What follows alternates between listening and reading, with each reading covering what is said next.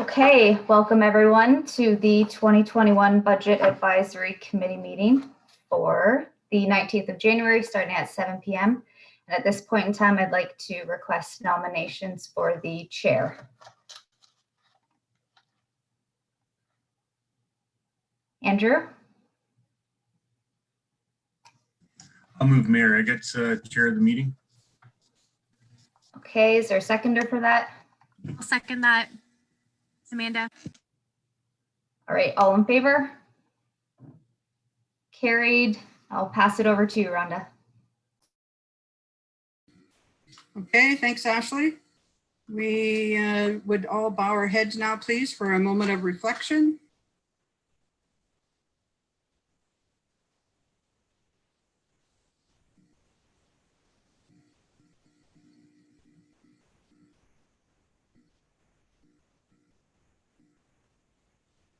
Okay, thanks, everyone. Confirmation of the agenda. Is there anything anyone wishes to add to the agenda? Seeing nothing, motion to accept the agenda as circulated. Moved by Amanda, second by Hugh. All in favor? Carried.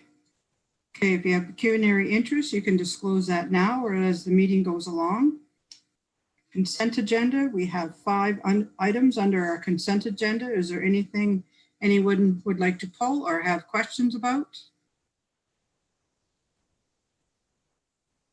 Seeing no questions, we have a motion to accept the items under our consent agenda. Items 6.1.1 to 6.1.5.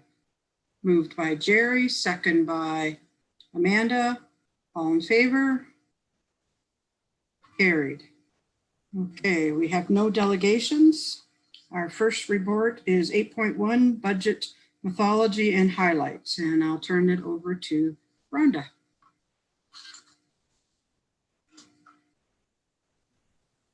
Good evening, everybody. Welcome to our budget meeting. We'll start with my methodology report, and I'll run through it briefly. And if there's any questions, please feel free to ask. Stop and ask. Wave your hands. If I don't see you, you can just yell out. I think we're more informal today than normally at a council meeting. So, starting off with the background, just so council is aware, just an update or a brief that all managers have entered their operating budgets into our budgeting software, FMW. Our budget does not include amortization expense. It's not reported on the operations budget, but that is reconciled on our financial statements. And we do transfers to capital rather than amortization to plan for our asset replacement.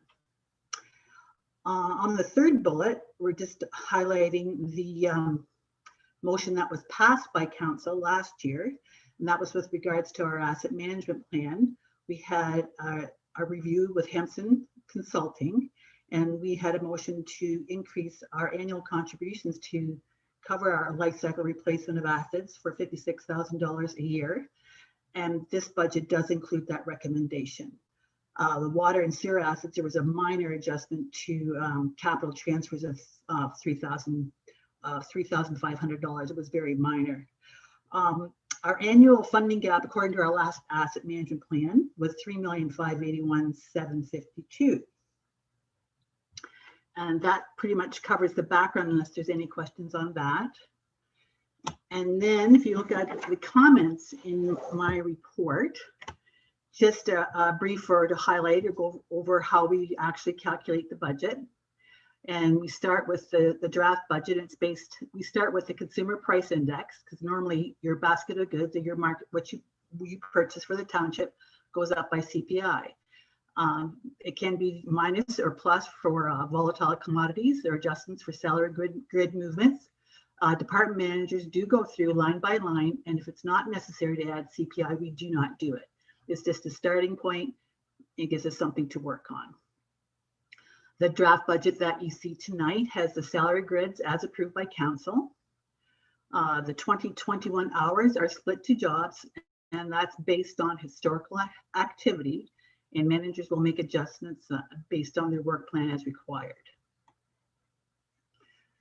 And just another update for the Consumer Price Index, Council approved a rate of 1.317. And Council also approved a motion at the Budget Vision to keep Council remuneration the same as the 2020 level. So that is incorporated into the budget as well. One other point of interest is there is an estimated assessment revenue decline this year that's net of our building activity, and that includes our residential to farm class changes, and that was $25,041. And so a transfer has been made in this budget from our general contingency reserve to cover that decline. That is not normal. It doesn't happen very often, and it did happen last year. And I think the major part of it was the RT to FT issue. And then the COVID and the activity slowdown with building permits may be somewhat affecting it as well. I'm projecting a better outlook next year on the return roll. Going down to the outstanding issues for Council's information, this to brief you on where we're sitting with our provincial grants. We had a one-time efficiency grant of $503,575.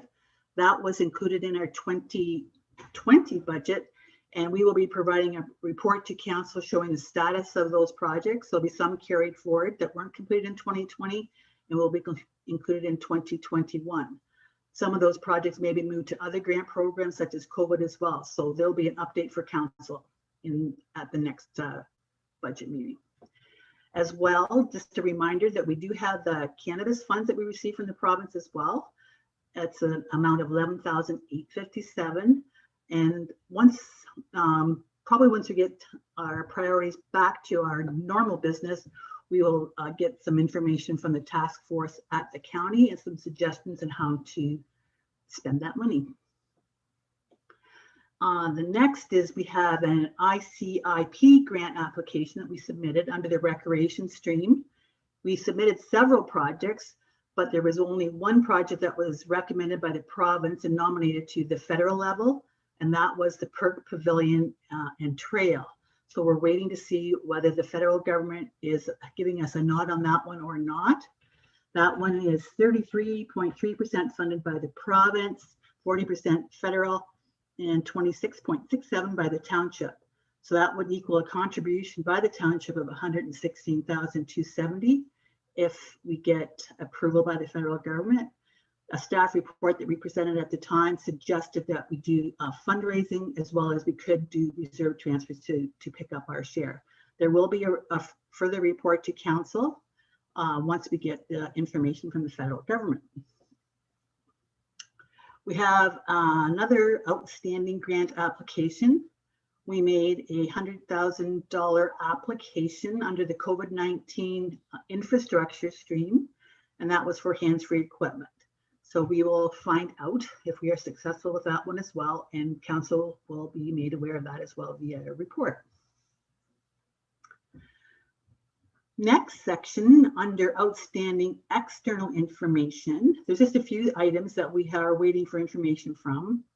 At the point of printing this, I did not enter the Grand River Conservation Authority. That has since come, and we'll go through that when we do our department slides. So we're just waiting for the Maitland Valley Conservation Authority levy. There may be an adjustment to the fire area assessment as there was an annexation from Perth South to the city of Stratford. So that will be forthcoming. Once we get that information, we will let Council know. The draft budget with the fire right now with the assessment for the Perth East fire levy from Perth South is based on last year's information. We haven't received the roll information for this year as of today.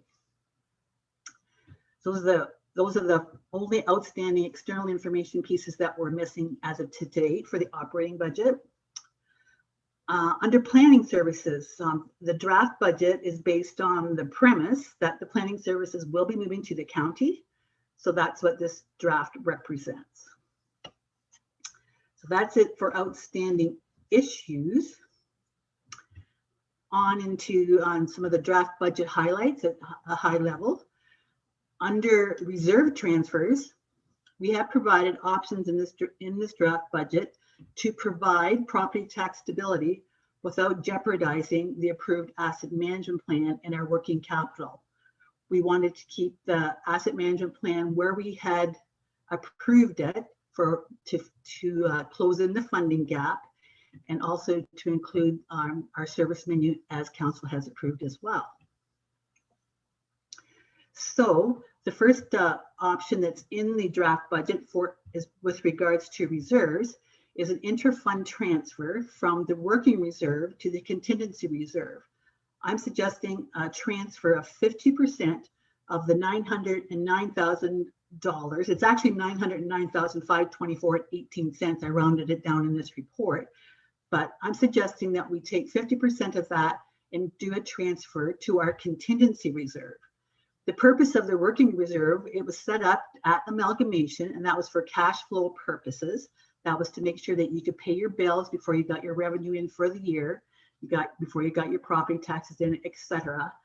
And a good measure that we do not need to have such a high balance in that account is the fact that our cash flow is good, and we have never used short-term borrowing since I've been here, and that's a long time now. So we've done very well. So that is the one suggestion that's in the draft budget. And the next is a 3-year plan. As we were going through the budget, we were aware that council had gave a directive at the budget visioning session that they would like to see us come in at CPI. I think that is even emphasized more with the fact that we have COVID. So we are trying to keep the levy as low as possible without jeopardizing our asset management plan or our service delivery. So the second option is a 3-year plan, and that is to transfer from the contingency reserve, and that is to stabilize the property tax rates, and then with a reduction of 1/3 annually. This would be a total transfer this year of $120,000, and then that would be phased out over 3 years. This is a stabilization reserve, and it's a contingency / stabilization. It should not be used to fund operating budgets without a plan on how to replace it or have new revenue coming in. The justification for this phase-in plan to mitigate the levy impact is the fact that we have subdivision development that's on the table with building lots that will be coming through within the next 3 years that will be adding tax dollars equal to or maybe more than $120,000.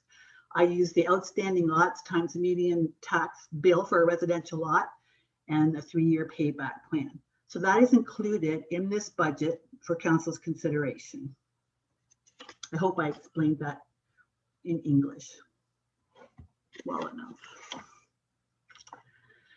The next item is back to the assessment roll volatility. I just want to bring council's attention to the fact that we are cognizant of the fact that the assessment roll, we did not see the assessment growth, and we do have an issue with the RT to FT changes. So we are going to be making sure that letters are sent out for every property that changes from RT to FT as they come in, because we get the sales listing from Impact for Property Sales. And hopefully that we can put it in the face of the purchasers that this is very important, or they're going to be paying 75% more than they should in taxes. They will get an application to get it back. It hurts our cash flow, it hurts their cash flow. So it's a lose-lose unless you do it right away for both parties. Then under planning service, I've already addressed that the draft budget is on the premise that the services will be returning to the county level. And then with regards to COVID-19 issues, just to let council know, just a refresher on this, we had phase 1 COVID-19 funding totaling $256,500. That was received in 2020. The 2020 budget will include $150,710. That is as projected by staff and reported to council on September the 1st. And then we're going to forward $105,790 in this 2021 budget. So you will see of the 2020 funding that we got from COVID, $105,790 is included as revenue in the 2021 budget. The phase 2 allocation for COVID-19, which was received for the 2021 budget, is $51,000. So it's been included in the 2021 budget as well. Therefore, with the two pieces for the COVID, we have a total of $156,790. And we have, with managers' help, we've tried to determine what net cost to the gain or the loss that we will have with that are COVID related. So the table that follows in the report shows you where it nets to zero, as you can see, and that's where we have estimated where the COVID costs and the gains will come and how they will be funded. If there's any, unless you have a crystal ball, you're not going to know exactly where all these costs are going to fall. So at the end of the day, we'll do a reconciliation and we'll ensure that the COVID costs and the grants go where they actually are met. But I think this is a good plan to get us a starting point in the budget to use the grant to where to the purpose that is intended for. So the table is on page 29 and listed there in very small print, but it is in your budget as well. On to, any questions yet before I carry on? Jeremy? Does MPAC also send out the RFT and to FT stuff to the purchaser, or is it just us that we're going to be sending it out? Does MPAC send out the RTFT to say that their taxes will be 75% more? Yes. Does MPAC send that out too, or is it just us that's going to be? Well, AgriCorp will send information to the landowners as well. So they do get information. We do have it in our newsletter. We are going to put it on the website. We're just going to try to market it more in your face. And we're thinking at the point of sale is probably the best time to do it.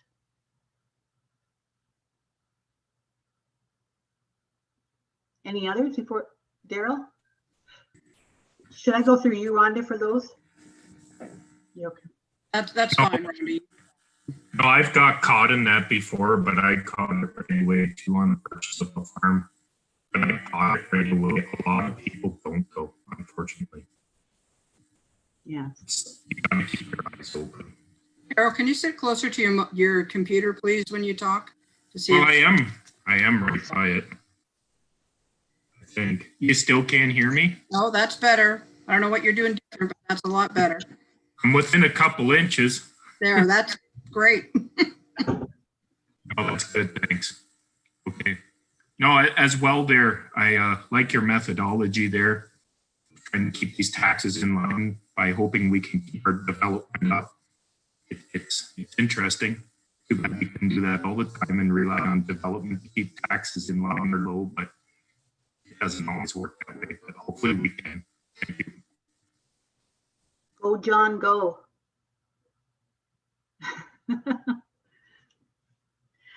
Okay, we'll carry on with the report then on page 6. The table at the top, that's a snapshot of your budget.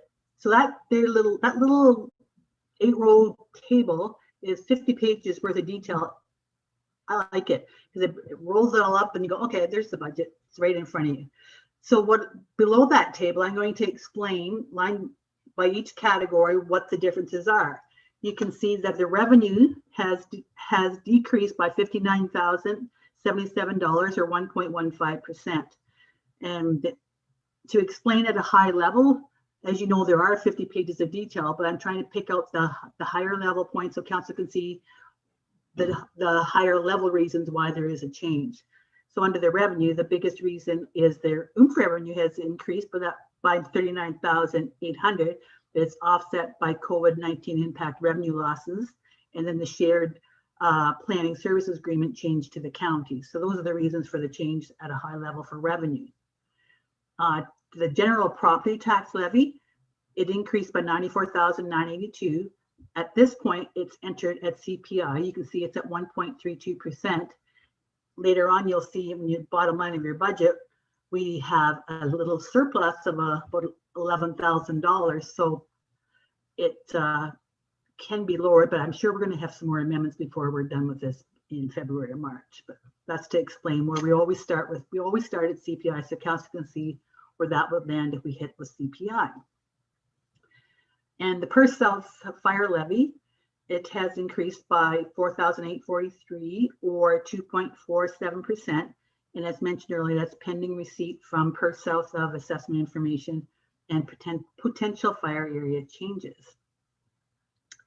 Expenses have decreased by 28,983 or 0.30%. Contract and salary costs are up 30,003. Expense decreases due to COVID offset the increases. And then we have transfers to reserves, and they're down 90,786. This decrease is due to the pause on the community investment reserve that's suggested in the draft budget and one-time transfer to fund one-time expenses. The transfer to the community investment reserve is an option as well under the reserve section, and that is suggested because last year there was a pause in community group activity.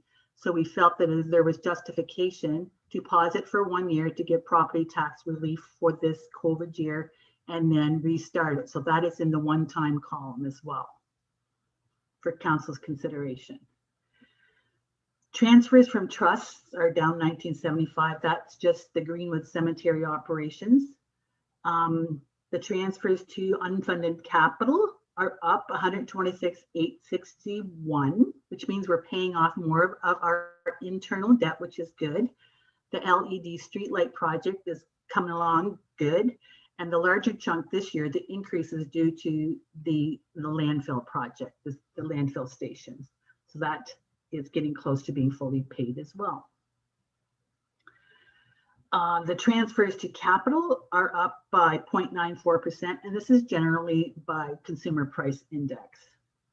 And there's a few exceptions with one-time transfers as well. So that explains the general property taxation budget at a high level. The next table is the same categories, but it's outlining the policing tax rate. And as council knows, we don't area rate policing. This is segregated on the tax bill so that the ratepayers can see the policing impact on their tax bill separately from the township business. Expenses on policing are down by 3,007. And note that the 2020 OPP contract is down 14,313, but we offset that by an increase in our policing write-offs. This is back to the tax write-off, the RTFT situation. And that's what we budgeted for the increase for that.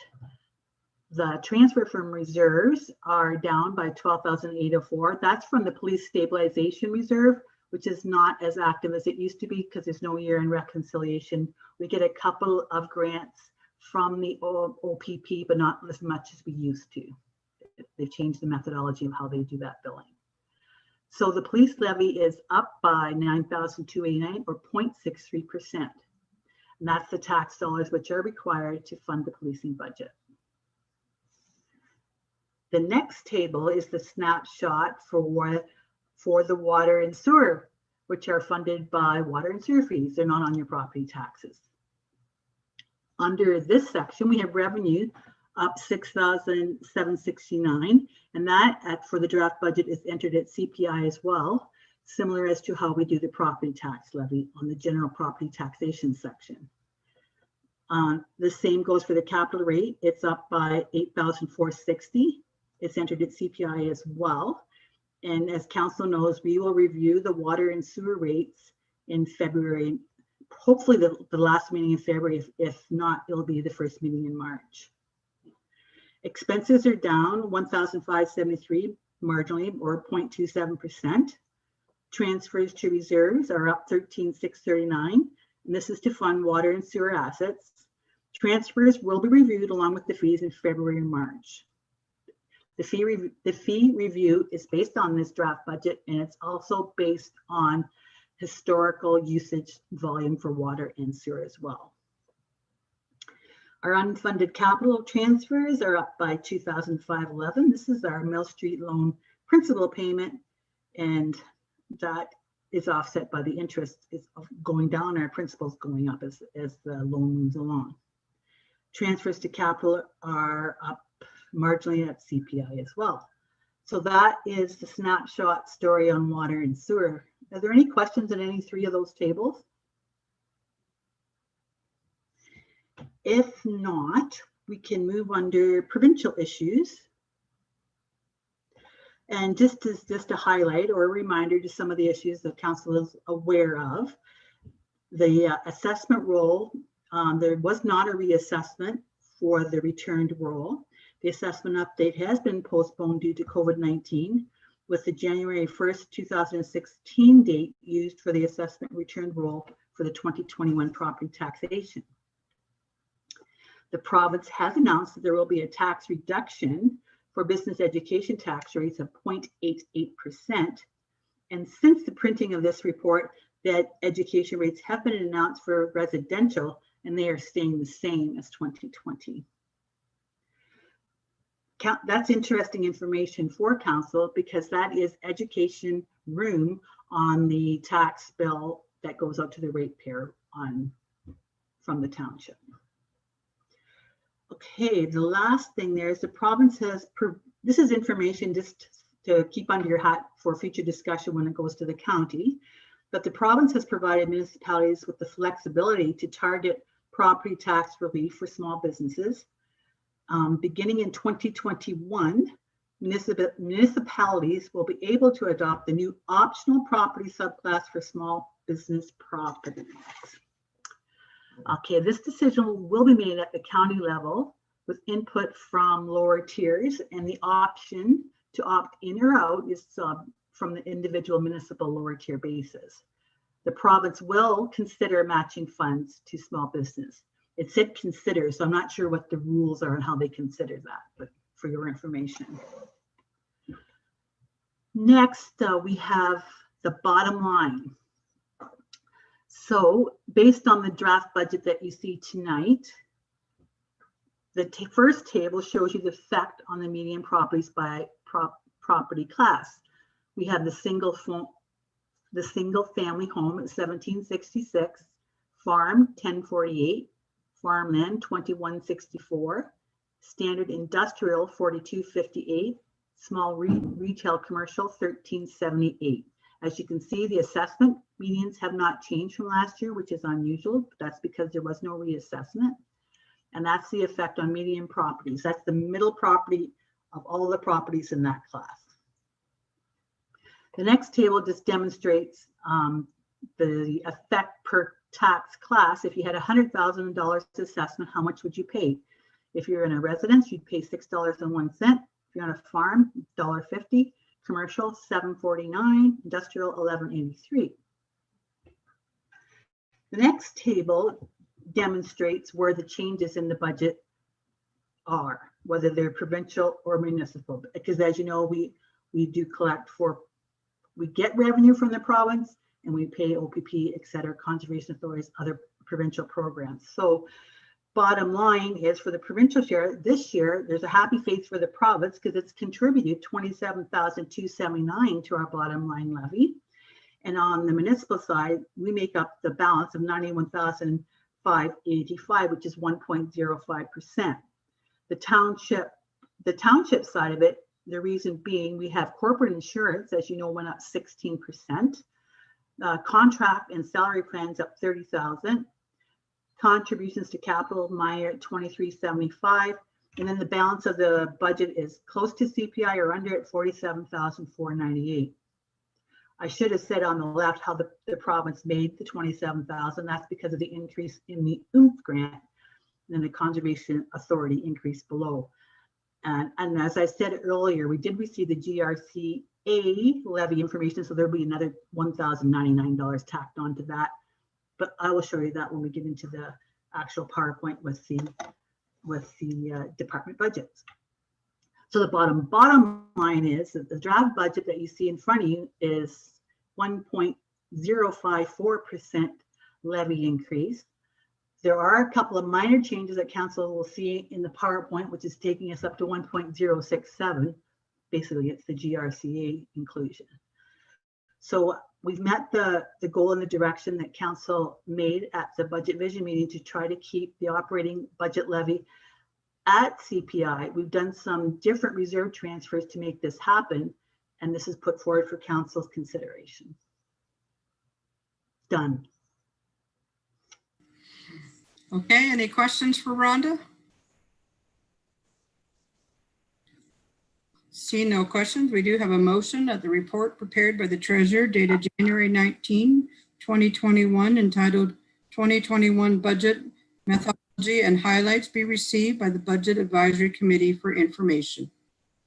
Moved by Daryl, second by Amanda. Is there any more questions or comments? All in favor? Carried. Okay, thanks, Rhonda. Now we'll move on to the 2021 Public Budget Survey results. And Teresa, the floor is yours. Okay, thank you very much. So this is an annual report that we had. This is our third year for doing the budget survey. But unfortunately, we certainly tried to promote it through social media as well as the website.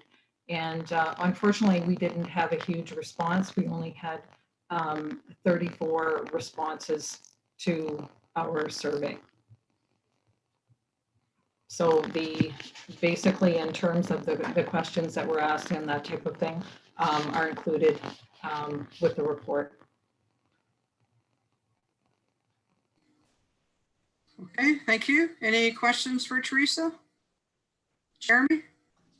How does 34 compare with what we've had in previous years? Is it an increase at all? I know in the early days it was like we were getting 10 and 15 people respond. So how does that compare with the last maybe 2 or 3 years?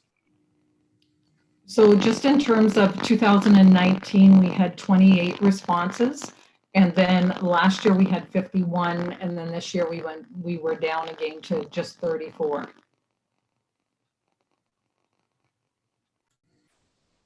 Okay, anyone else have any questions? Daryl? Yeah, no, thanks. Are we seeing similarities? Like, is the sample size maybe even just canceling itself out? You know, regards if we have 20 or if we have 50? Like, are we seeing similar comments and layout? I read an article here a while back, pending where it's done, and long as it's unanimous, that sample size actually does start canceling itself out a little bit. I don't want to say that. That's pretty stout allegations, but I'm just wondering how similar they are from year to year. The result in the comment, or I think we're seeing similar because we're keeping the comments the same, right? Every year. Yes, we're keeping the comments the same, but I think that sometimes it depends on, you know, what is out in terms of the news and what it is that may be a focus, right, within the community or within a certain area.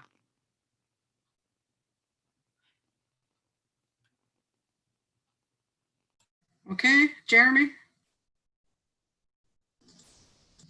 I feel like the way that the survey is going, and hopefully in a couple of years we can get up to a couple hundred people replying to this. But I'd also like to see ask the question where these people are coming from, namely because you know, we could have people from outside the municipality that own a rental property or any kind of location within the municipality that I'd just like to know if the people are using our services or not.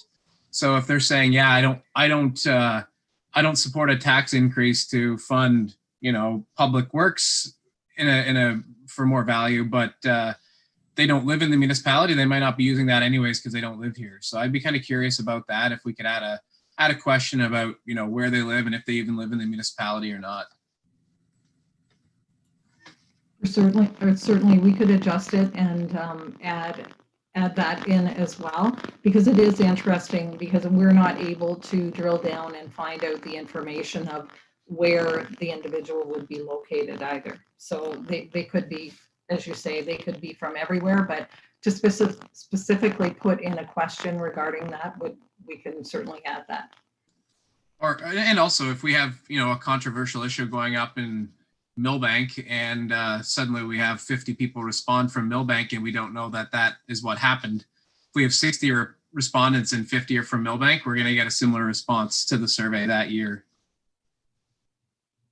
Absolutely. Yeah, for sure. Okay. More questions? Carol? Yeah, Jeremy hit that really well, for sure. It would be interesting where they're at, in what ward, and make sure they're from the area. But for sure, maybe we could send an email out next year to council. Let us know you're doing a media release with this, and we'll all take upon ourselves, but push it hard ourselves and get people involved for sure. Okay, any more questions?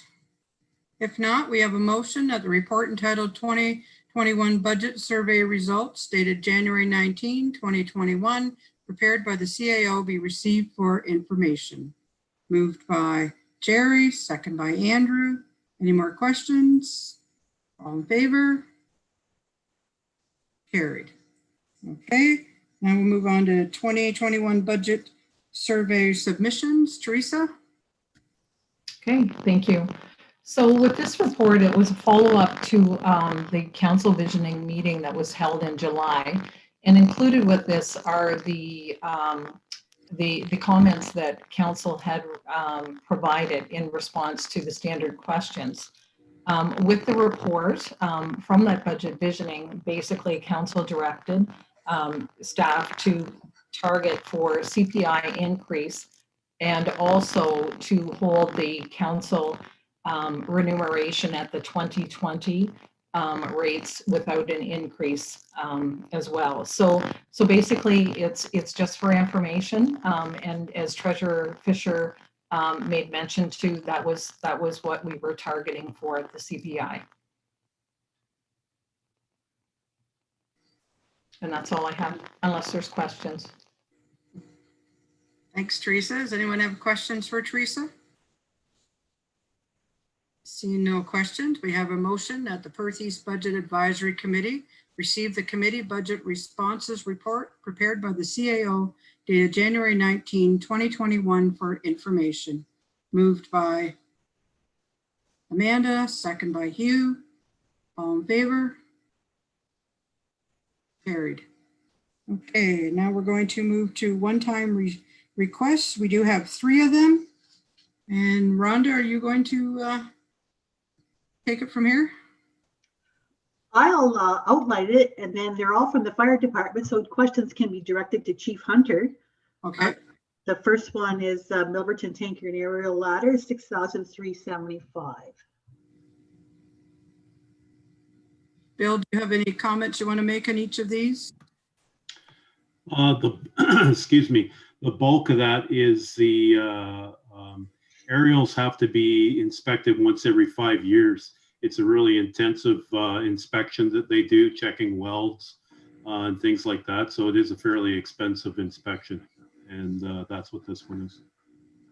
But I'll gladly answer any questions. Okay, is there any questions for Bill? Nope, seeing none. Okay, we'll go to the next item. Next is the Shakespeare Rescue and Tanker, and there's $5,000, and the chief can explain further. Okay, Bill, would you like to? So this one, the rescue requires new tires. This is its 7-year rotation for tires. So that's the bulk of it.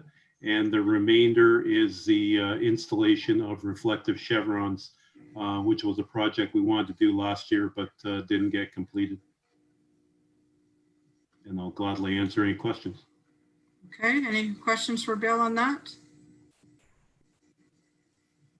Nope. Okay, we'll go to the third one. Sorry, thought Bill was on. That is $5,000 for new ice guards at the fire station roof. And Chief Hunter can answer questions. Yeah, so this one, Sebringville, when the station was built, they put plastic ice guards on the roof. And over the last 12 years, all those ice guards have been destroyed because of ice. So we got a quote to install proper steel ice guards, and that's what the bulk of that expense is. Okay, any questions for Bill on that one? Andrew?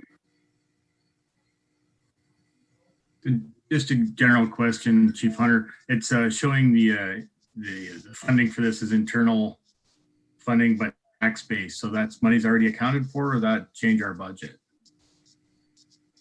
That would be a Rhonda question. That is included, sorry. The $5,000 is included in the fire department draft that you see in front of you. So that is included in the levy calculation for tonight. So that's similar with all these items, all have the same box check. So I'm assuming that's the same for all. Correct. Awesome. Thank you. Okay, any more questions? Seeing no questions, we do have a motion that items 8.4.1 to 8.4.3 is set out on one-time request for the January 19th, 2021 Budget Advisory Committee to be received for information. 8.4.1 Milverton Aerial Ladder and Tanker 2 Safety and Repairs. 8.4.2 Shakespeare Rescue and Tanker 1 Safety and Repairs.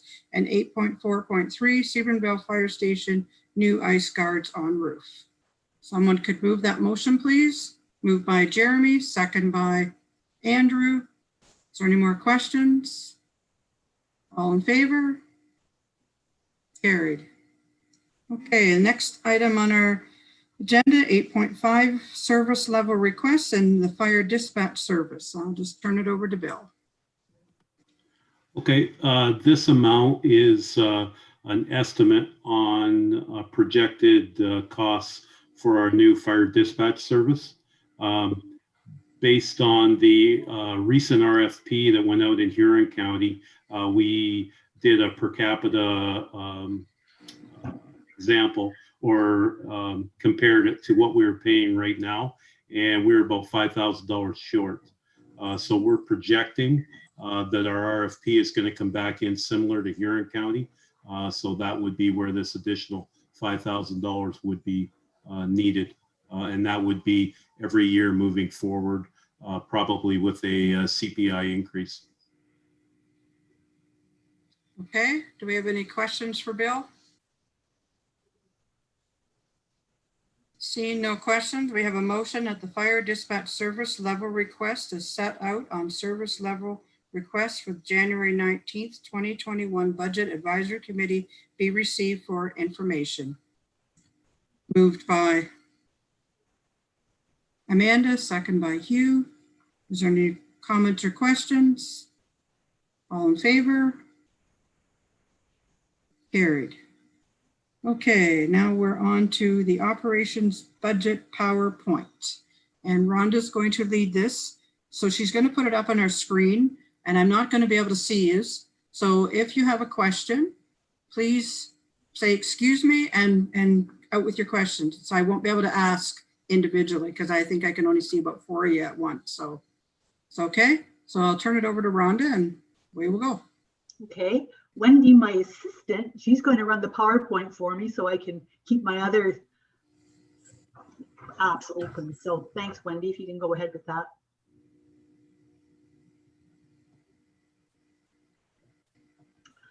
Okay, this is the PowerPoint for the 2021 operations budget. And the first part that we always go over is the submitted questions from council. So the first question that we received was referring to page 88, the Shakespeare firefighters' wages increased while Sebronville and Milverton station salaries decreased slightly. Did Shakespeare go up because of more calls for highway accidents? So Chief Hunter responded with, the 2021 projected wages are calculated using a 3-year average. Sebronville and Milverton 3-year averages are down slightly, while Shakespeare is up about 8%. Increase is not due to the type of calls, just the 3-year average. Shakespeare had 22% higher call volume in 2019 than 2018 or 2020, and 13% higher than 2017. And Chief Hunter, if you wish to add any further comments, you may go ahead. If not, then we'll move on to the next slide. The second question was with regards to Shakespeare Fire Station oil and fuel budgets. They did not increase even though the salaries are budgeted higher. Please explain. And Chief Hunter's response is fuel is budgeted based on 2020 actuals for call volume. The majority of the 2020 calls from the Shakespeare stations were in the immediate area of the village. Okay. Next, this table shows any changes that are on the budget since the circulation to council. The first one that I mentioned earlier was 1,090. So that is the GRCA budget, and it is up 3.6%. The next, we got the allocation notice from the province for our Perth East Transportation Grant. That's our annual grant, and it's based on ridership. And it increased to 5,541 than what is included in your package. That is offset by the transfer to the Perth East Transportation Reserve. That reserve is used for Perth East transportation operations and capital expenditures. If the reserve is used, it goes to council for approval, of course. The next is just a correction, an adjustment between department accounts. So the net result is 0, but we've adjusted 2,052 from bar purchases to bar salaries, net effect nil. And those are the only changes that we have. And I was just going to tell you where we're sitting now. So that leaves us at 1.067% levy change with those changes added.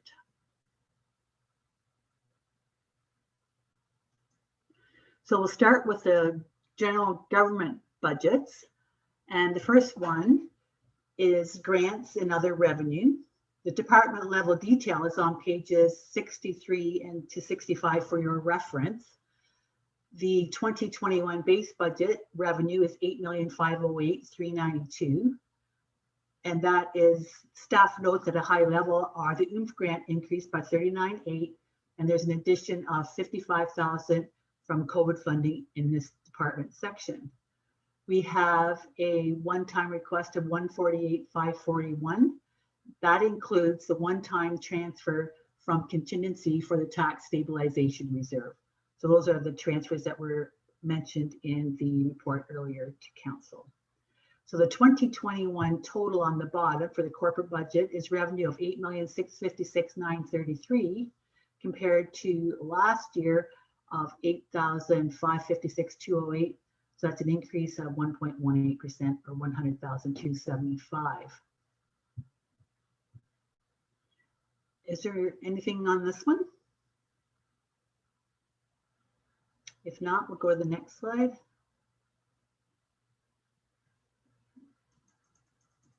Next, we have the council budgets. The department level in your package is page 65 to 66. The 2021 base budget is 186,698. Council approved remuneration at 2020 level, as was mentioned earlier. We have a one-time request for $7,000. Council, I'll just want to reiterate that the one-time column this year includes COVID costs. So they're cyclical, hopefully one time, and then we don't have to worry about this next year. But there is a reduction in the council budget for anticipated reduction for conference, training, mileage as we transition to virtual as a result of COVID-19. So the total 2021 corporate budget for council is 179,698 compared to 182,314 in 2020 for a positive change of 2,615 or 1.43%.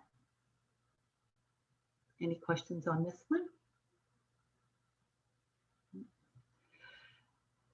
Next, we have the CAO budget. The department level detail on that is page 66 to 68. The base budget for 2021 is 411,632.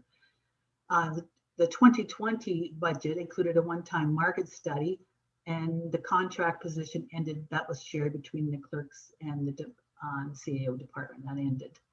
The one-time request is positive of $1,000. There's a continuation of the multi-year land titles project funded from reserves. That's $17,000. That's an in and out, so you don't see the net effect here, but for council's information. And we have again reduced mileage, and that's the transition to virtual again as a result of COVID-19, for a total corporate budget of 410,632 compared to last year of 472, for a positive change of 62,130 or 13.14%. The biggest reason for those changes is we had one times in last year and we don't this year. Next slide. We have donations and assistance. The department level is on pages 68 to 69.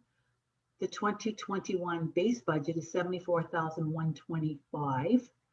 We have a positive one-time request of 12,625 and no service changes. So the draft budget includes the regular donations and carry forward projects in 2020. The one-time donation to Perth East Transportation is funded by provincial COVID-19 grant in 2020. That was the change last year. There was a separate transit COVID grant last year. Where in this budget, we've paused the transfer to the Community Reinvestment Fund in 2021 as community programs stalled in 2020 due to COVID-19.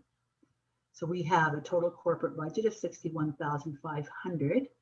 And the 2020 was 114 for a positive change of 52,928. And the majority of that positive change is the pause in the transfer.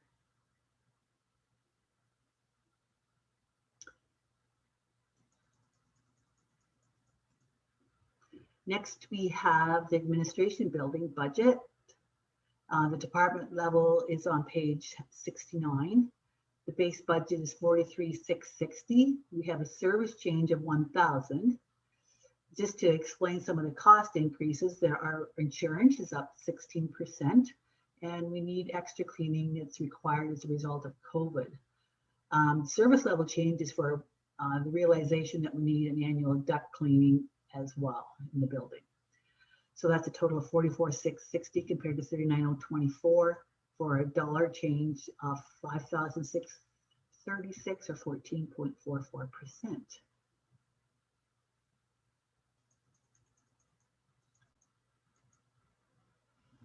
The next we have the clerk's budget, and her details on page 69 to 71.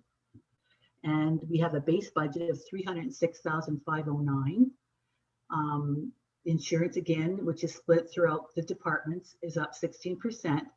And then in this mentioned previously, the contract position that was shared in 2020 has ended. So that helped contribute to the positive change of 27,258 compared to last year. And you can see Ashley's in that Zoom picture in the top right somewhere with the cat, I believe. And next, we have the finance budget. And the finance detail is on page 71 to 72. We have the base budget of 544,618. There's a positive one-time request of $3,500, which is the COVID-related reduction. There's a service change included of 87,133. So to explain those three items, for expenses, again, insurance up 16%. The one-time is the reduction for conference training mileage with the transition to virtual via COVID.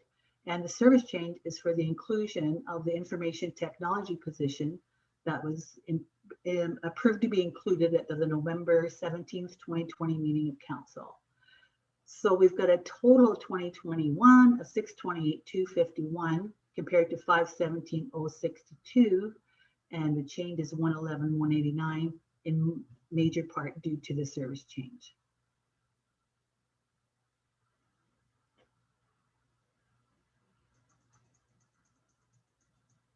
Next, we'll go into recreation and cultural services, which is Becky's area, Becky Busman. The first one is arena. Department level detail is on page 73 to 74. Our 2021 base is 361,259. There is a one-time request of 2837 and service change 0. So again, insurance up 16%, and the COVID-19 provincial grant to offset reduced revenues as a result of COVID-19 So the one-time request is the net of the COVID grant going in and some COVID expenses coming out. And that's where you get the bottom line of 364,096 compared to 355,382 for a dollar change of 87.14 or 2.45%.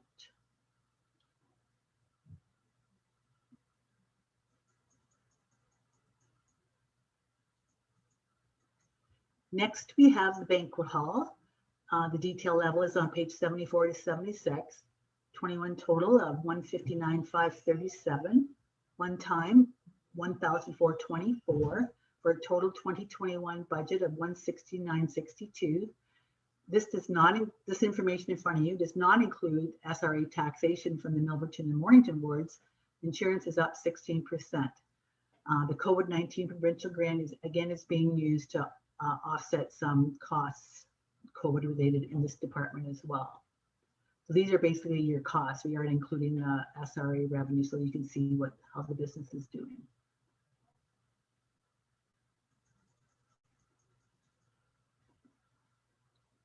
Next, we have the bar, and it's on pages 76 to 77. The base budget, the bar, we normally budget for a profit. So we have a 2021 base of $22,032 compared to $17,535. So we projected a positive change of $44.97. Again, we have insurance up, but we've got the COVID-19 grant information in there as well. We've got the grant prorated there and costs there as well.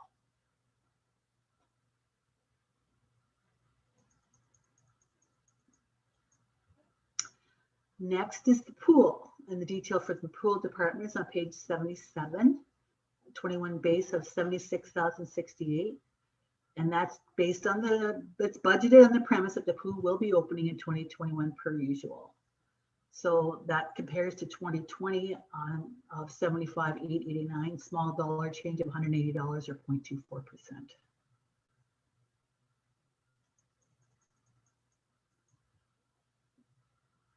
Next, we have parks, and the details on page 78 to 79. Base budget of $45,172. There's no change in the physical operations, and the grass cutting costs vary depending on weather, which is a major part of the cost for the parks. 2020 was $43,588 for an increase of $1,584 or 3.63%.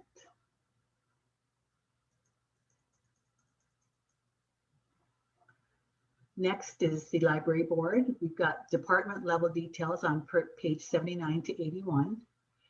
The 2021 base is $4,827 and one-time request of $589. Service change of $4,238. So the net is zero as the library budget nets to zero after the township levy is included. So this includes COVID-19 provincial funding to offset some net budgeted COVID costs, and the library board levy request to the township increased 6.71%. Again, insurance is up 16% and salary plan hours are up 355. I have a question on the library. So the hours are up quite a bit. So I'm presuming that we have a plan, or can someone fill me in on how this is coming about? I can speak to this. Yep. So the increase in staff hours for the library's budget reflects the conversion of the library CEO position from part-time to full-time, effective June 1st, 2021. So there are three main factors in this decision or proposal. So first, the position of library CEO cannot be performed on a part-time basis. Data collected annually from 2010 onwards shows that the library CEO is already putting in full-time hours without being compensated for them. It is currently the only managerial position in the township employed part-time while still requiring the same level of management and high-level leadership duties, such as the creation of policies and procedures, financial management, service development, and staff leadership. Additionally, there are many tasks, including council, library, and PCIN board meetings that require work after hours, similar to the duties of other managers. When we look to neighboring municipalities with similar population sizes, operating hours, and service points, Perth East is one of the only libraries of its size with a part-time CEO role. The most notable being West Perth Public Library out of Mitchell, who transitioned their part-time CEO role to full-time, which is 37.5 hours, in January 2012. West Perth serves a smaller population, just under 9,000 people, and operates 44 hours per week compared to Perth East's 41 hours per week. Second, employing the library CEO full-time offers the following opportunities: the ability to increase and improve outreach, services, and programming, the ability to apply for and access additional funding and grant opportunities, strengthening current community partnerships and building new ones, the ability to achieve library accreditation, which introduces a host of other benefits, such as improvement and consistency of library services, improved accountability, and enhancement of the library's position in the community and with funding bodies. And finally, having a full-time library CEO increases opportunities to tackle larger projects to achieve the library board's strategic priorities that respond to the needs of the community. If we look at both the library and township strategic plans, there's alignment in the following areas. So the library strategic plan goal number 2 is growth as a dynamic community space. And the township strategic plan goal number 4 is community involvement and participation. Both of these goals outline that there is a need to ensure programs and services of the township are relevant and support the needs of the full community. This is vital as the composition of the community changes and residents experience different needs at different life stages. The library plays a vital role in serving youth and seniors, which has been identified by residents as a priority, and the library often does this in collaboration with other municipal services such as the PERC. The library contributes to ensuring a strong quality of life, skill development opportunities, providing volunteer opportunities, and is a strong contributor to assimilating newcomers, such as answering questions about community services, providing internet and computer access. In order for the library to continue to expand its offerings in these areas requires time and strong, consistent leadership from the library CEO. And finally, sustainability is a shared priority across the library and township strategic plans. The data indicates the community is concerned about the loss of qualified staff from the municipality, and retaining staff is becoming increasingly challenging. The role of library CEO requires a Master's of Library and Information Science or the completion of the equivalent Excel certificate program to acquire and develop core skills in all areas of the public library service, which requires 5+ years of post-secondary education or equivalent experience. Retaining good quality staff is clearly a community priority, and thus expecting a highly trained professional to be employed in a managerial role on a part-time basis ultimately restricts the township's ability to attract new talent, knowledge, and skills to the role. Offering a full-time position is more likely to draw qualified and dedicated individuals who are going to benefit and be a positive asset to the township as a collective. Further, in order to continue to offer relevant and requested library services, the library CEO needs to pursue new and alternative sources of funding and investigate and develop partnership opportunities. Achieving strategic priorities that benefit the community requires sufficient staff time and good leadership. In the current part-time hours, it isn't possible for the library CEO to complete all of these core duties. Increasing the position to full-time will ensure that the library will grow alongside the growing Perth East community. Should council have any remaining questions, concerns, or require further information, I'm happy to address those at this time or follow up later. Patrick Miner from the Library Board's Finance Committee is also here to respond to any questions anyone might have. Thank you. Okay, thanks, Ally. I guess the concern I have that making the library a full-time position is a level of service change. So I think council needs to have a really good look at this. Also, I'm wondering, did you consult our HR person at all and any of the information that you just gave us? So I did not, but I did present a report to my board and they approved this as being part of my budget, but obviously then it has to go further to council. So I would be willing to consult with HR to get more details if council would wish to have that happen. Okay, I think that would be a wise decision. Does anyone else Anything that they would like to add? Andrew, I can see you. So Andrew? Tell who can see me or not. I know I'm very small on here, which is kind of nice. not real virtual reality. No, thanks very much. I was on the library board for term in Southern Ontario Library Services, and yeah, the library is great stuff. We brought in the Friends of the Library and all that good stuff. But we did operate. I just have some questions and maybe a refresher on the Municipal Act responsibility. I'm not sure procedurally, how do we do this? Do we pull this and treat this request as a separate item, or just proceed? I do have some questions just to understand the change myself. So I'm not sure how we can go ahead. I'm not prepared to ask any specific questions tonight without a little more follow-up. Well, we can send it back to Ali and Teresa to come back with a report. And I guess if you have specific questions, you could send the questions to them, and they would make sure that they get all the questions answered in that report. Okay. Certainly, thank you. Okay, sorry, Amanda, do you have a question? Just to sort of build, thanks for all of the information and sort of some rationale.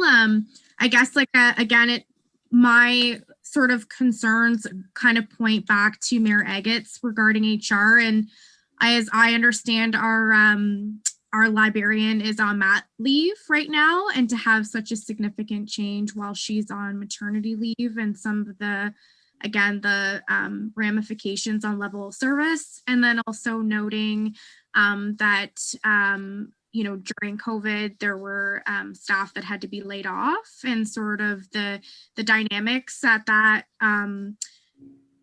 plays, and certainly this was a little bit, this is all new to me, and it's not something that information that I had received until now. So looking for some more information, and I guess some kind of accountability to the committee for not sharing this with the rest of council. I think this is pretty significant, and we are certainly very proud of our library and all the good work that our team does, and we want to continue that, but we have to make sure that we're following proper protocol, and certainly the HR issue is pretty significant. We want to make sure that we're, as a corporation, following all of the right rules. So it's just more of a comment, and certainly looking to get some more information from you and your team after tonight's council meeting. Okay, thanks, Amanda. Jeremy? Can you see me, Rhonda? Councillor Smith. No, I can't, but go ahead. Thanks. I'm not sure if Councillor Madison has something. So just a little bit of background, because I am on the board. The 355 hours, the board's suggestion or approved that the full-time be increased for the first half of the year by 5 hours.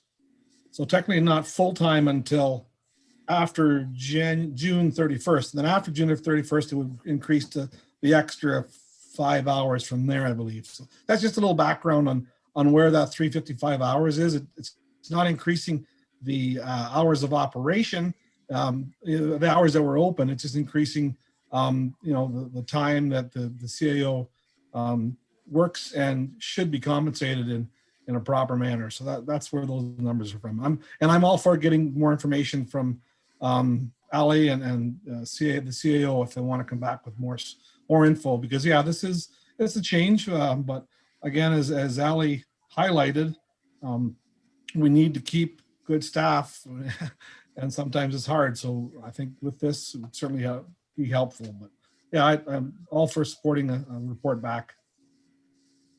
Okay, thanks, Jerry. Is there anyone else? If I can just say something quickly. I'm not sure if anyone's aware of the current compensation structure, but right now the CEO is paid for 25 hours a week with no ability to bank overtime. Going back to past CEOs, including Cindy and Patty, it's been consistently about 8 hours per week that they're working above and beyond the 25 hours that they're being paid for. The biggest concern is the almost decade long of consistency that they're underpaid or are not paid for the time that they put in. So we are trying to get them onto par, so at least they're being covered and paid for their time and not expected to work for free. We do have, if Kendra does not respond to returning or at the end of her mat leave, we will be posting a job asking people to work 33 hours a week, knowing that we will only be paying them for 25. And I don't feel comfortable doing that, knowing that we are expecting them to work for free under the current structure. With that being said, we are very open to working with HR. We know that this isn't just a straight decision, and we do need to get everyone involved. So any questions that we can answer further to try to find a solution to this, we have to do so. Okay, thank you. Jeremy, I hear you have your hand up. Would you like to speak? I was just questioning. I'm fairly certain that this this change coming in on June 1st, Ali, does that coincide with your contract ending? That's correct. Yes. Okay. Anyone else have any questions? Seeing no questions, we do have a motion that I'll read out, and if anyone's willing to move it and second it so that we can get some more information.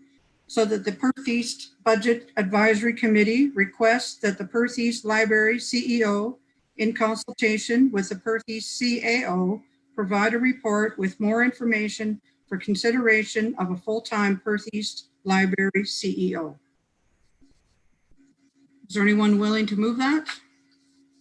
I can't see your hand, so you'd have to speak. This is Andrew here. We want to put in there the ability to add counselor questions before it's generated, the report. I have some specific questions that are coming down here. We need that as part of the motion, or we can just ask everybody to submit their questions. Whatever you think is wise, Madam Mayor. Do we have some timelines on this? Not yet, but we can put them on. When does this have to be decided by? Well, it's going to take some time. So like our next budget meeting is the end of February. I'm not sure.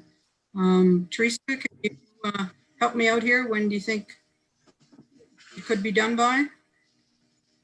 So if we are going to have that as part of our next budget meeting, then Ali and I can work together regarding the report.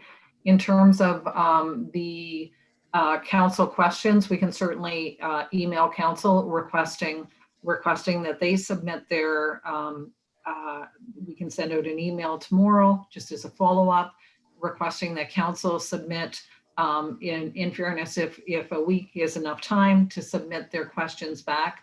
So that gives us an idea of council, or we have council's questions, and we can incorporate that into the report as well. If that sounds fair. Okay. I would move that I'd move that motion. It's you. Okay, thanks you. Do we have a seconder?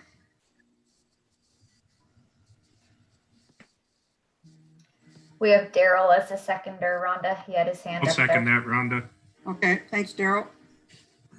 Is there any more questions? Before we vote, Ashley can see you all, so she will tally when I ask ask everybody to vote. So if there's no more questions, all in favor of that motion? And that was carried. Great. Okay, thank you. Okay, Rhonda, you can proceed unless there's some more questions before we move on. don't hear any. So Rhonda, do you want to take her over? Sure. The next slide is on Percy's Recreation Department. The detail for the department is on pages 81 to 82. The base budget is 78,058. Positive one time due to COVID is 700.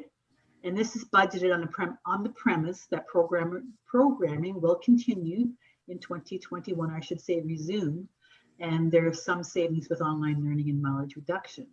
That compares to a total of 79,172 in 2020 for a positive change of 1814 or 2.29%.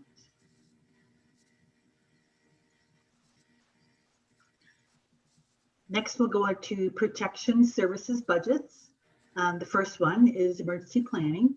We have department level detail for this on pages 82 to 83. Our base budget is 1,682. We have a one-time request of 15,000.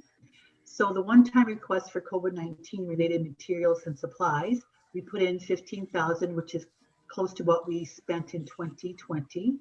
And it is funded by the provincial COVID-19 grant under corporate revenue. So you see the change there is 396%. The reason for that is that the grant that offsets that request is under the general government corporate section. So it's not as alarming as it looks. That compares to 3,357 last year.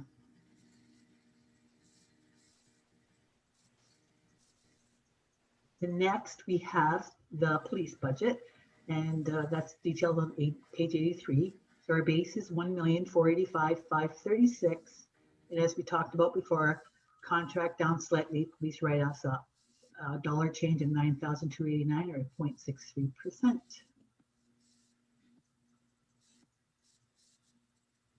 Next is the crossing guards with the detail on page 83. Base budget is 7420, and this is based on resuming normal operations compared to 7316 last year, a dollar change of $104 or 1.42%.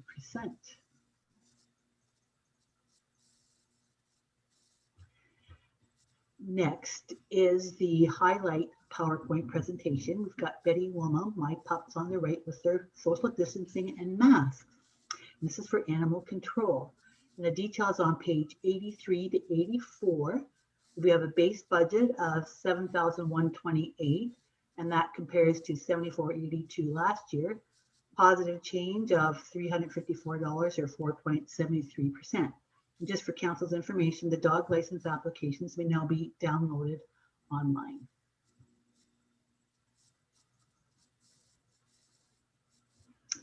Next, we have weeds and fence viewers. And the department level for that is on page 84. We have the base budget of 445 compared to 348 last year.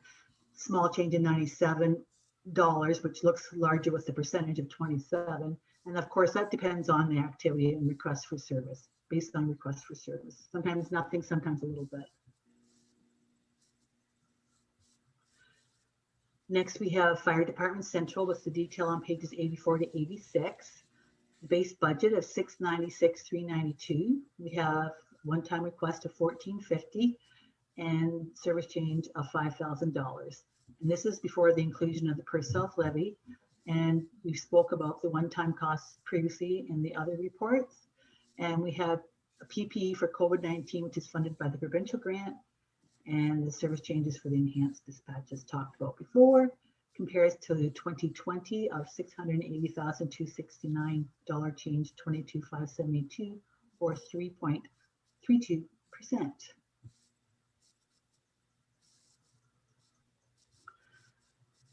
Next, we have the Milverton station with detail on page 86 to 88. The base is 238,427. The one time is 6,835 for a total of 245,262. And the salary plan hours based on 3-year historical, that's 17 to 19. And the one time was talked about previously for the Chevron project carried forward in the aerial and inspection repairs.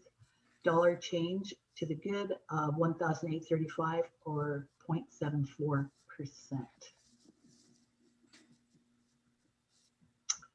Shakespeare station details on page 88 to 89. base of 216,819, the one-time 5,000, total 221,819, compared to 211,911, dollar change 9909 at 4.68%.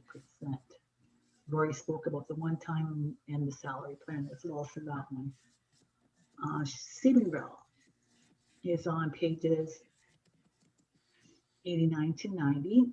We have the base of $215,088, the one-time of 7,000 for a total of 222,088 compared to 219,320, dollar change 2769 or 1.26%. Same notes as the other stations. And then we have the West Perth Fire Services. We have the detail on page 90. All zeros across the board because this is fully funded through the West Perth Fire Services Agreement. And there are expenditures budgeted at 135,852, which is up by CPI and is funded by West Perth Fire Services Agreement. And for your information, that fire agreement runs from January 1st, 2018 to December 31st, 2021.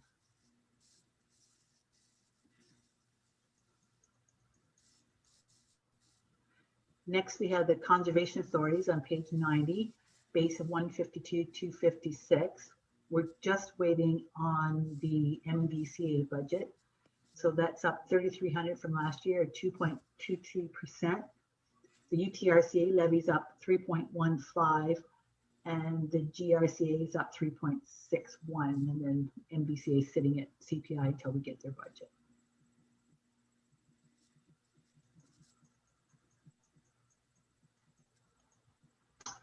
And then we have bylaw enforcement with detail on page 90 to 91, base of 66,543. We budgeted that as status quo operations as well. That compares to 2020 as 65,757. So a small change of 786 or 1.2%.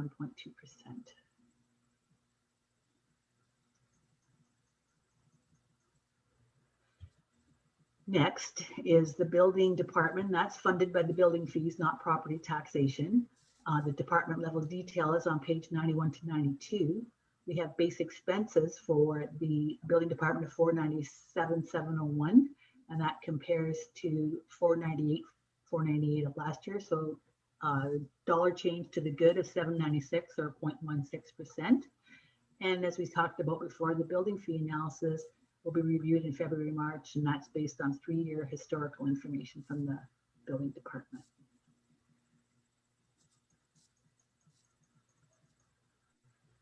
Next, we go on to transportation service budgets. And the first one is Public Works, and we have detail on the departments from page 93 to 94. Base budget of expenses of 782,114. And there's a service change of 83,099. So there's no change in operations, an increase in insurance cost of again of 16%, and there's added internet connection that was required. The service change that noted here is for the proposed facilities position that was presented to council in November the 2020. And that compares to the 2020 cost of 766,265 for a dollar change of 98,949. Or 12.91%, which is mainly due to the service change.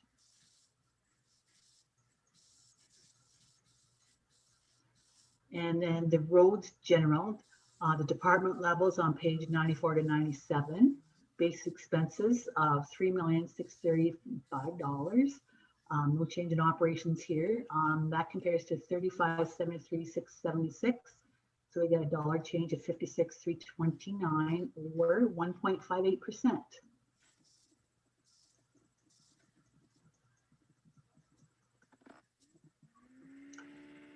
Next, we have streetlights, and the details on page 97.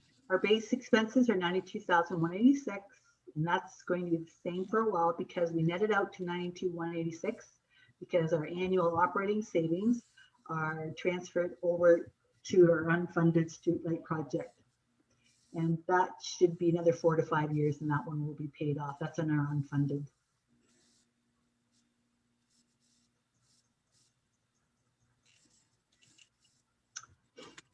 Next, we have the gravel pits, and that's on page 97 and 98. We've got base expenses of 393,504 compared to 387,331, or a dollar change of 61.73 or 1.59%. Again, the gravel pit is self-funding. The net operations equal reserve transfers. The transfer amount depends on the amount of gravel used from the pit, and the transfer is 100% net profit to the corporate reserve.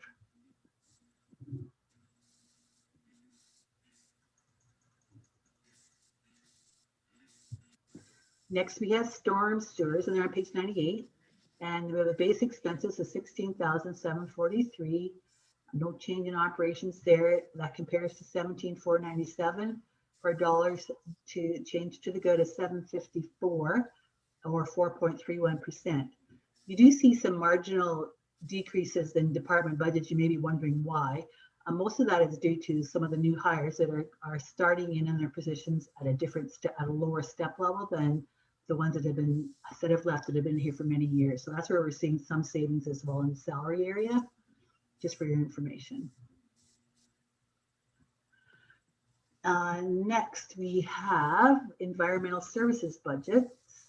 And the very first one is waste management landfill.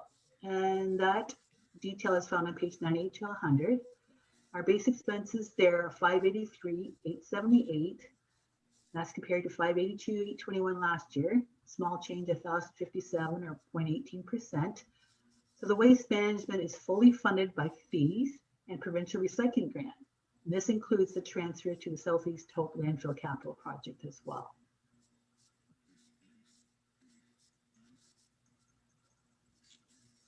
Next, our health services budgets, which is our cemeteries.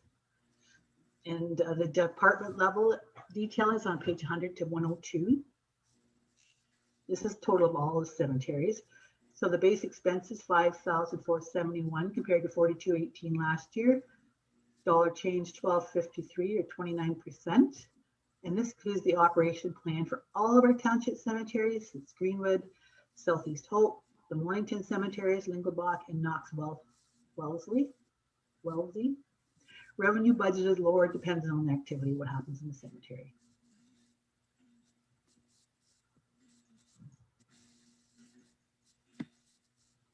Next, we have the planning and development budgets. Our first one there is economic development, and the details on page 103, 2021 budget of 1418. We have a service change request of $1,000, which will total 2418. Dollar change 2018 or 72%. The percentage is high, but the dollar amount's not significant. It's the economic development budget for marketing and the purchase of Canadian flags, and the service changes for the annual removal of street flags in Shakespeare.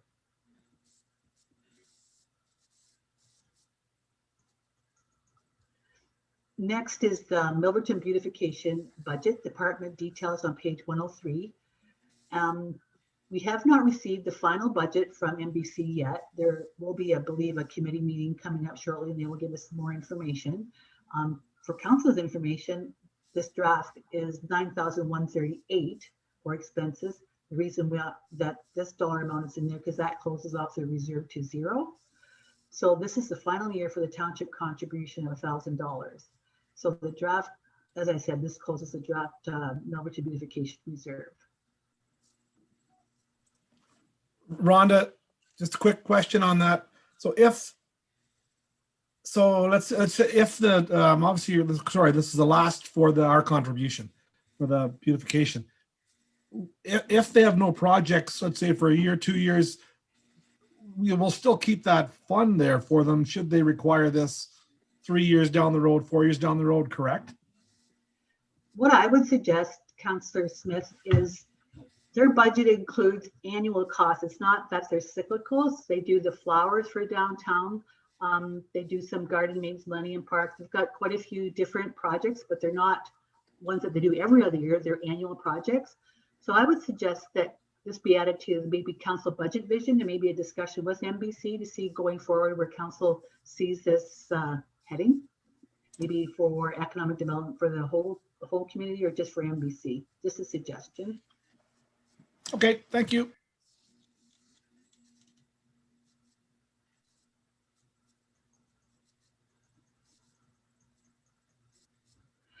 Next is the planning department. It's mentioned, and it's details on 103 to 105. And as mentioned previously, this draft budget is based on the premise that the services will go to the county. So we've got net costs of 35,051. So there's a significant change to the good there as this will move to the county levy. That's 89,176.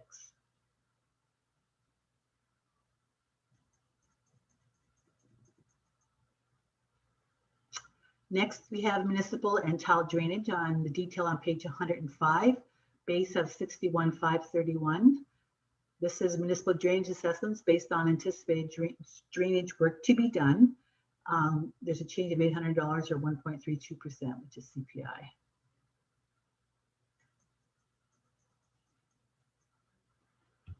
Next, we have source water protection, and that's on page 105, base of 18,589. Council renewed the contract with UTRCA to implement source protection plans and support sustainable local actions to protect drinking water. And the agreement is with UTRCA from 2021 to 2023.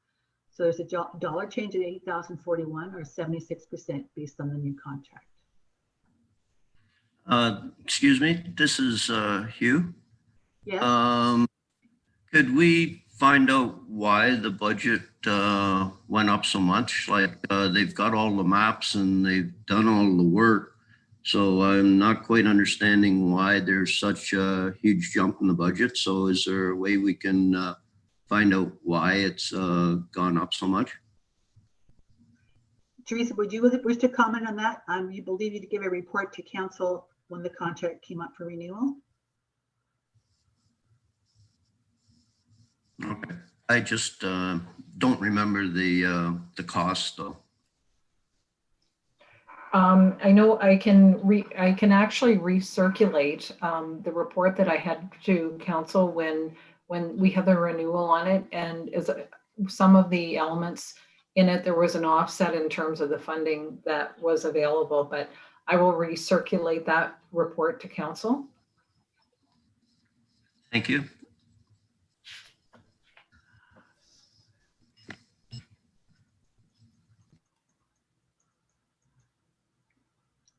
Okay, we can move on then to environmental services. This is our water and sewer budget. The water budget is on pages 106 to 108. Base expenses of 303,824 compared to 318,058. Positive change of 14,234 or 4.48%. And this includes a transition from contract and water services to internal staff. The one-time transfer from water reserve to fund the one-time cost for contract staff overlap. So the capital transfers at CPI for the draft purposes, and the fees again will be reviewed in February.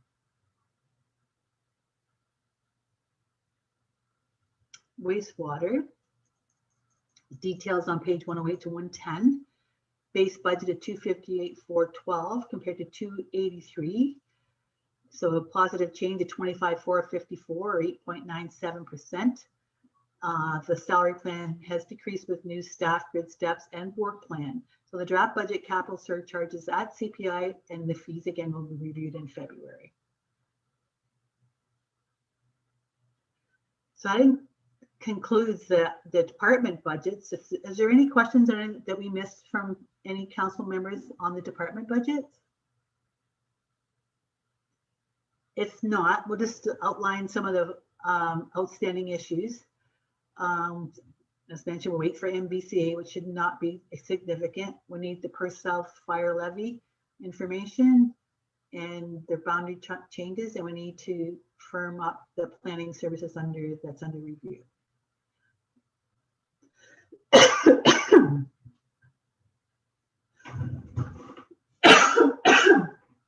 Sorry. Next steps. Can you hit return, Wendy? The first one is the February 25th meeting. Operations continuation if necessary. If there's anything outstanding from this budget, which will be the library report possibly, so that'll be one thing that we'll carry forward. But if there's anything else, we can carry it forward. And then we'll start the capital budgets and we'll start looking at the reserve and debt position.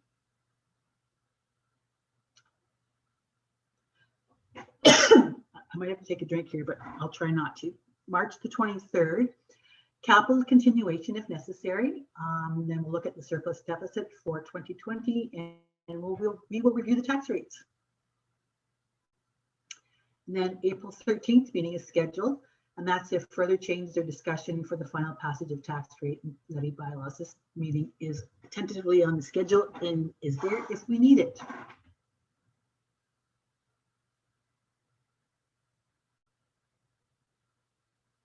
The end. Thanks, Wendy. Okay, thanks, Wendy and Rhonda. Is there any questions on any of that was presented?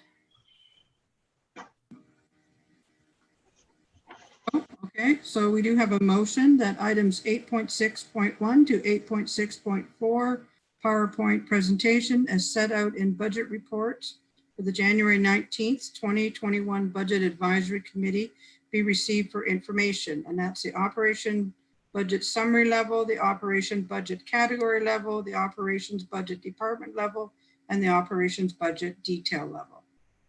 So could we have someone move that? Moved by Jerry, second by Amanda. Is there any more questions? All in favor? Carried. Now we have a motion. Rhonda, do you want to do this one about the levy increase? Do you wish to do that now? Okay.